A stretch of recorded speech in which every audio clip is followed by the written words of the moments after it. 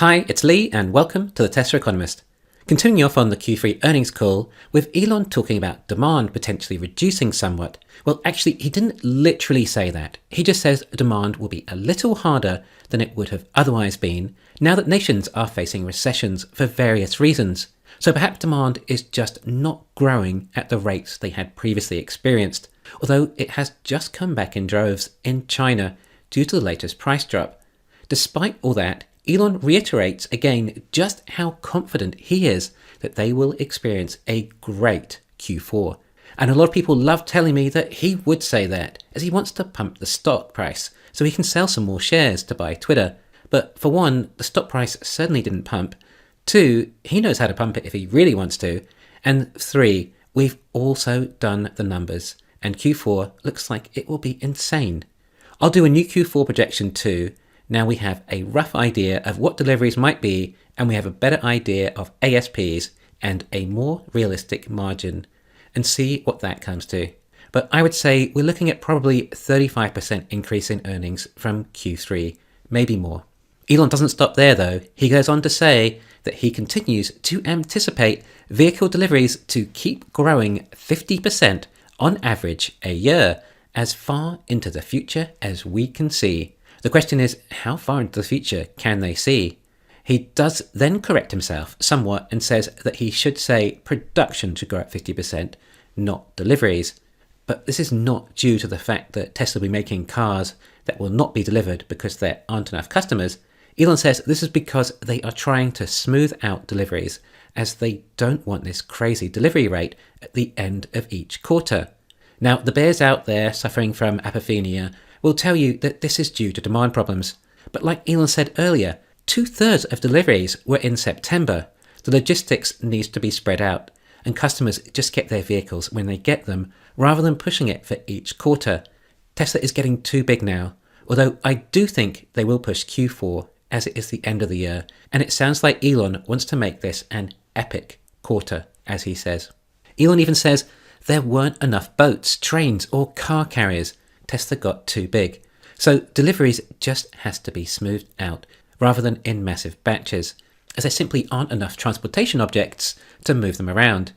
Then back to China demand, and Elon is asked whether they still see 50% growth in China, or if they'll need to cut prices there to achieve that, or has demand remained stable, or is it even rising? He did avoid saying that they were cutting prices and instead says that they are focusing on the high level here. And as far as they can tell, to the best of their knowledge, it looks like Tesla will continue to grow at a 50% annual growth rate. Oh wait, no, he actually has changed that sentiment slightly. He says 50% or greater annual growth rate, so at least 50%. He then goes on to say that there might be occasionally a year that be a little bit less, and then some years that will be a little more, or even a lot more. Wow, but this is deliveries, not revenue, of course, and the years where it is a lot more may be due to a new, smaller, lower-cost vehicle. He's also talking about compounded growth. So, for example, if next year was 70% growth, and then 2024 was only 40%, that would still be 2.4 times more deliveries in 2024. However, if it was just 50% growth next year and 50% in 2024, it would only be 2.3 times as many. My point is, those years that have a lot more than 50% growth are going to have a huge impact, especially if they are earlier, due to the compounding effect. And those 4680 sales and vehicles could be the ticket for a big ramp in 2023 and 2024. However, if the foreseeable future is 2030, which is about the time when Elon has spoken about Tesla's future in the past, well, at 50% growth, we are at 35 million units for 2030. Again, Elon has mentioned 20 million units by 2030, and actually 2029 would be 24 million units, which is fairly close to 20 million. Would Tesla stop at 20 million is the question. Which I think it depends on the next car, the Robotaxi compact vehicle. Now, will it actually be for sale to the public for private use is another part of that question. It's a shame no one asked something like that. A lot of the questions were just short-term, narrow-minded thinking. Anyway, we can only imagine the kind of manufacturing processes that Tesla are using by 2030. Quite possibly a single casting for this compact vehicle, or possibly when it's first launched. Remember, Tesla are not suddenly going to start working on this compact Robotaxi car once the Cybertruck is complete. No, Tesla have already been working on it for years. They've had design studios coming up with all kinds of solutions. One theory I have currently is that it might be a single cast mold exoskeleton. So Cybertruck is using 30x cold rolled steel, but that is more like origami. It's not coming from the insane gigapress. So what if the actual shell is created from a gigapress due to the fact it being a smaller vehicle? This would mean the shell is possibly the structure and exoskeleton all the same, if that is possible. I'm not entirely sure, but perhaps something along those lines. It would likely mean it is not made of steel, but instead aluminium, or an aluminium alloy, as that is the element used in gigapress. I think the reason being that aluminium has a melting point about half of what steel is, at around 600 degrees Celsius compared to 1200 for steel, and not sure what 30x cold rolled steel might be, possibly higher. If it was made from aluminium, I'm guessing it won't be as tough as a Cybertruck or bulletproof. However, it doesn't need to be. It more just needs to withstand people damaging the car. Perhaps the structure will be able to tolerate a fair amount. Aluminium offers other advantages too. Just like stainless steel, it won't rust. There doesn't need to be any paint, and aluminium is lighter. Obviously, weight is a big factor when it comes to EVs. However, aluminium is more expensive than steel too. But these are small cars, and Tesla are already using aluminium in their castings, and the margins still look strong. I do wonder how you can fit a structural battery pack in a single cast though, if it's not in two parts. However, maybe that's not something I need to work out, and we can leave that issue for one of the engineering savants at Tesla. Remember though, Elon wanted it all to fit together like Lego. I have all other sorts of theories about the Robotaxi specifications. I think it will use drive-by-wire, something that I was surprised Tesla is not already using, although I believe it will be in the Cybertruck. Possibly cameras positioned higher to see over more objects. I thought higher definition cameras too, but then that might not be possible with the processing speed for the computer. Possibly though, the bonnet or frunk will not be as long as the Model 3 to allow for better vision when pulling out, as it wouldn't have to pull out as far.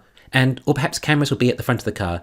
I also think there will be independent braking with each wheel. Brembo has already created this, and they are mechanical, which means no hydraulic brakes, making manufacturing much easier without having to deal with hydraulics. On top of that, it saves weight, space, and cost.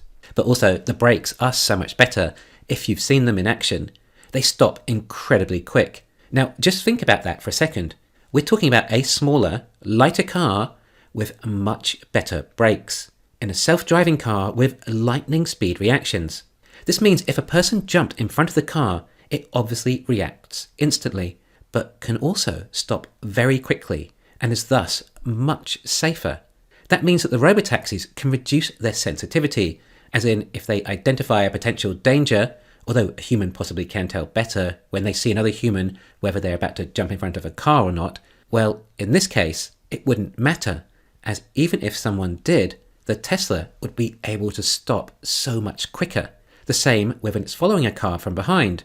The Tesla wouldn't need to take an extra long space between the car in front.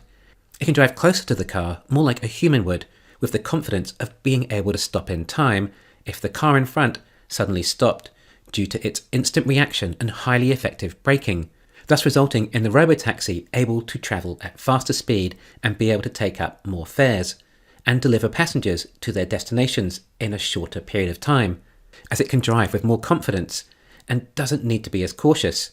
And these are just ideas that I can think of with technology that I know is already available. Tesla's engineers can think of a lot more than me, and not only are they more aware of what technology is available and possible, they're also making new technology that no one knows about.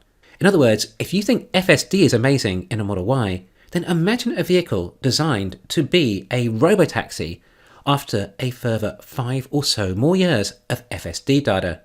It's rumoured that these brakes may also be available on the Cybertruck too. Elon then declines talking about any future models and can't jump the gun on any future announcements. He does remind everyone that the best Tesla is the latest Tesla, as they are always updating and refining, and then also reminds everyone again that the Model S is the best car in the world, and there's nothing close to it, in his opinion. I also think he is likely right, despite never driving one myself or even being driven or seen a Plaid, but it was enough to convince me to put a deposit down on one immediately when it was launched. In fact, I loved it so much at the time I even ordered the Plaid Plus. Don't forget, that was meant to have a range of over 520 miles. When it was announced, it was also meant to be delivered around the end of 2021. Presumably, this was going to be a 4680 battery pack, so that's a little sample of how much better those batteries are meant to be. We're talking over 30% more range from the regular Plaid. Thanks for listening. Please hit the thumbs up and subscribe. You can follow me on Twitter and talk to me on Patreon.